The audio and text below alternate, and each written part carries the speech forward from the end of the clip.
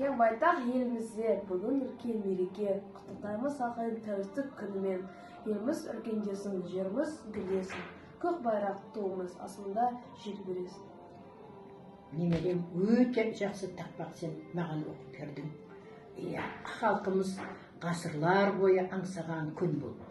Сол тәуелсіздік күнімізге неше жыл болып отыр? Тәуелсіздік күніне 33 жыл болып. Өте дұрыс айттың. Ал немерем, мектебіңде бір тұтас тәрбие бағдарламасы жүріп жатыр екен. Ата-аналар мен ұстаздар әрқашанда бірге. Осы мерекеге орай мектеп ұжымын құттықтағым келіп отыр. Еңбектеріңіз жана берсін.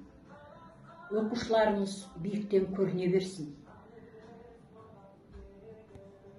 Елімізде ең бастысы тыныштық болсын.